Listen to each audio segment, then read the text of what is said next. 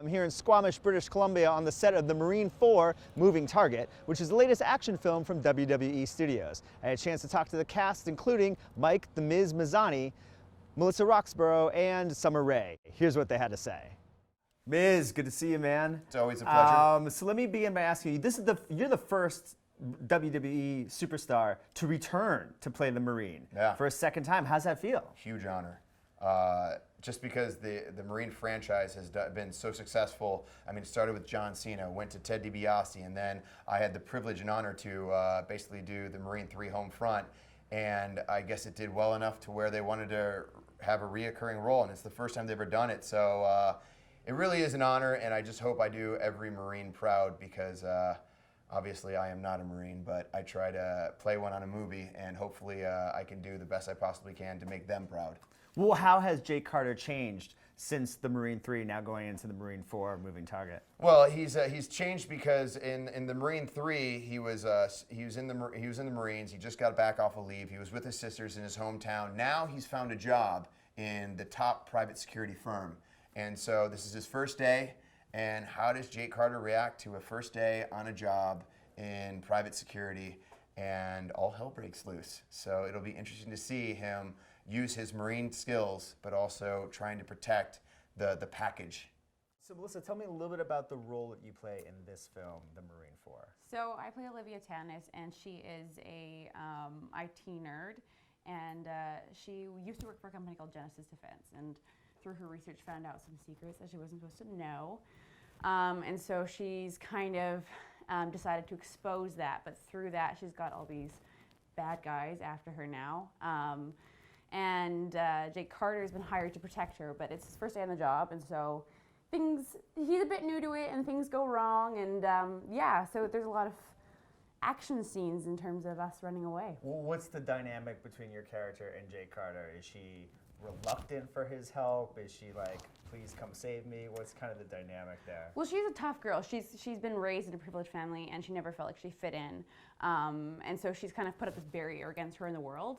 And so when she's told, you have this team of people who are going to protect you, she's like, no, I don't need them. Like, I can protect myself. I don't need these guys. And so when everyone else but Jake kind of disappears from the picture, she doesn't want to trust him. She doesn't trust that he's actually a good guy. And so, yeah, at first there's this clash between the two characters, but she soon comes to trust him, and yeah. Sparks fly there? I guess we'll see, but no, a little bit, yeah. I mean, not a full-blown romance, but to the point where she has a connection with him, and yeah. Hey Summer, so I saw you earlier when you were shooting your scene. You were shooting some guns. Yes. Tell me a little bit about the scene you were shooting today and your role in the film. Yeah, I actually have never shot a gun before, ever. Surprising, because I'm from the South, and I know we all shoot guns. But the first time I ever had, I was a little nervous, I'm not gonna lie. You know, it's, especially being the only woman on set that's playing this character that I am, it's nerve-wracking. I want to hang with the boys, and I want to be good, and I want to be just like them, but then there's this whole nother world of, yeah, shooting guns and weapons, and I have a knife now, which is crazy. So it's a lot of fun, but it's definitely something I had to get used to. And then being on a movie set and being here, everyone has been so amazing, just helping me and listening to all my questions. I have a lot of questions, but that's the only way you learn, right? So it's been great, and I'm just really lucky to be a part of this WWE Studios film and be here in beautiful Vancouver. Seeing her on set all day, I always say that in WWE, I wish the Divas had more, because whenever I'm flipping through the channels and I see two beautiful girls, strong women, you know, wrestling each other and really being in powerful roles, that's always cool to me. I always, and it's funny, whenever I'm with my wife, I'll watch TV with her, and she hates everything unless there's a strong female role. And then she really gets into to shows. Like, she loves House of Cards because she loves the wife. She thinks she's just so cool. So I always think that when you have a strong female character in a setting, it's always great. So this time we have two. We have Melissa as well as Danielle, or Summer. Yeah. But yeah, we have two. We have the luckiness, or whatever you want to call it, the luck of having two beautiful, strong women in this.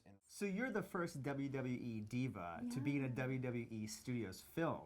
How does that make you feel, and how did the other divas take it when they heard the news? Yeah, it's first of all, for me, it was just very humbling. I can't believe a WWE diva hasn't been in a film, because not only are we athletic and beautiful, we're also capable, and we're fighters. This is what we do. So to me, it just makes sense. So I was extremely flattered that I was asked, and you know, to have the studios behind me and have WWE behind me, it makes me want to do good. It makes me want to step it up and kind of bring it to that next level. So it was great. And all the girls, you know, back in WWE, I just look at it as another opportunity for things for us to do. You know, as divas, we do it all. We're always on the road and we're fighting, but we also have families and loved ones at home. So as a woman in this business, you really have to be on top of your game. So all the girls, you know, it's great. I think any of those girls could handle this role, and I look forward to seeing what's for divas in the future.